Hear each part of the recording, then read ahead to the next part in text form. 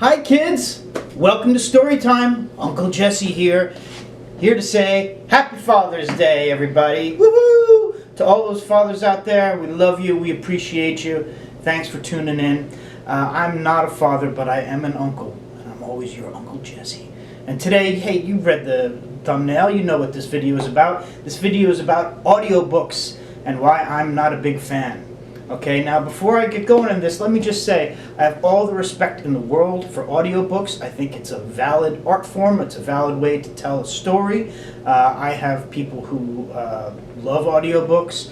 I have friends who swear by them. I have a friend who makes audiobooks, and he's one of the top voiceover guys that does audiobooks. And at some point, I'm going to have my books turned into audiobooks so that whoever likes audiobooks can enjoy them. I just personally don't enjoy them too much, and I'm going to tell you why. Here's the thing. Writing for me, reading, part of it is the process of turning the page, feeling the pages in my hand.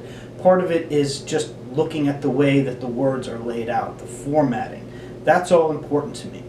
And also, reading a book actively with your eyes, turning the pages, you are participating. It's an active participation. You have to be concentrated and focused on those words and be taking it in. Okay? If you're listening to it, I feel like it's almost like music. It can fade into the background. Your mind can drift and start thinking of something else while this book is being read to you. I've tried it a couple times. I was driving once and I downloaded, I got like a free trial of audible.com. And I was like, I'll listen to this Jenna Moresi book.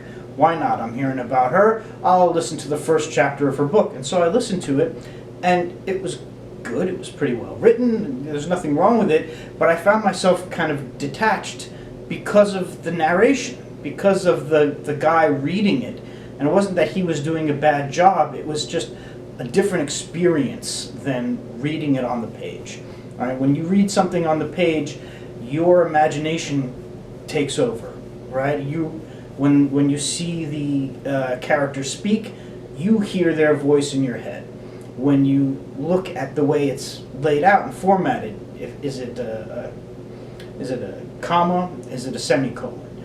Does the sentence break up with periods? You know, are there dashes? Are there colons? How does the author get the point across? Are the words in italics? What does the character's voice sound like? All of these are things that you as the reader kind of fill in those gaps.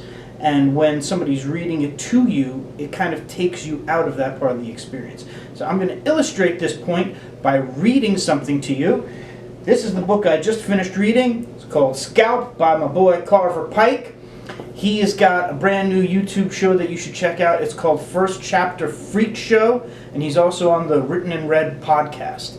All right, I just read Scalp, and it is a pretty fucked up journey, and I loved it. And I picked this one little bit at random to read to you. And what I'm gonna do is I'm gonna read it a couple different ways to express the point I'm getting at here. The first way, I'm going to read it with as little inflection as I possibly can. So here we go. Grant remembered the scene at the end of the original Texas Chainsaw Massacre when the woman made it into the bed of the truck and looked maniacally back at Leatherface swinging his chainsaw around in the middle of the street. He thought Hal wore the same expression as they both watched the crowd of asshole monsters running toward them, none of them standing a chance at actually reaching them. Clementine was driving too damn fast. Sally, wow. Sally pulled the trigger and saved his rump. The spray bottle hadn't worked. They risked their lives for something so damn dumb.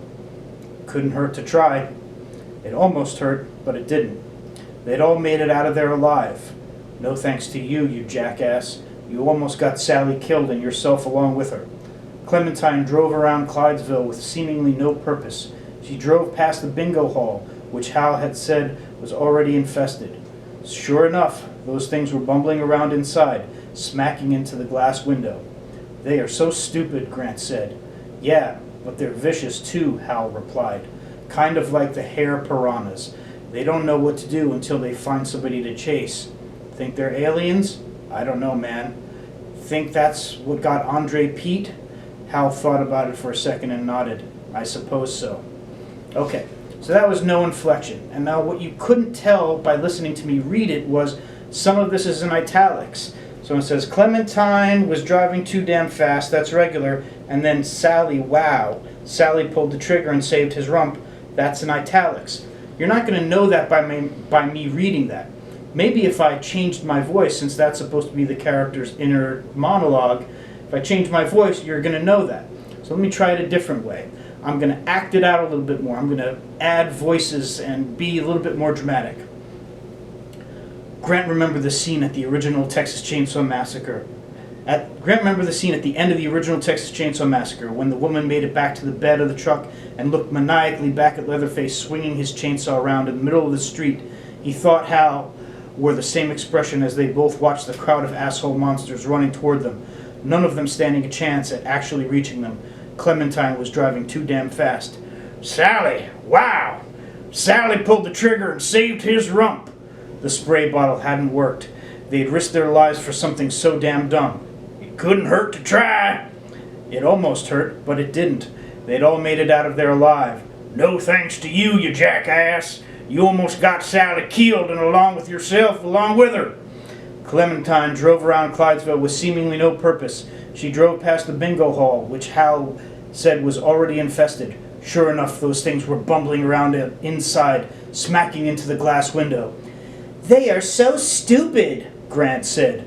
Yeah, but they're vicious too, Hal replied. Kind of like hare piranhas. They don't know what to do until they find somebody to chase. Think they're aliens? I don't know, man. Think that's what got Andre Pete? Hal thought about it for a second and nodded. I suppose so.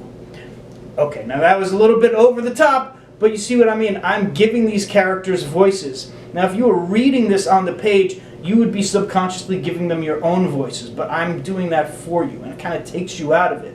And also, where am I putting the pauses as I read? Am I just naturally pausing, or am I pausing because there is a comma there, or a semicolon, or a period?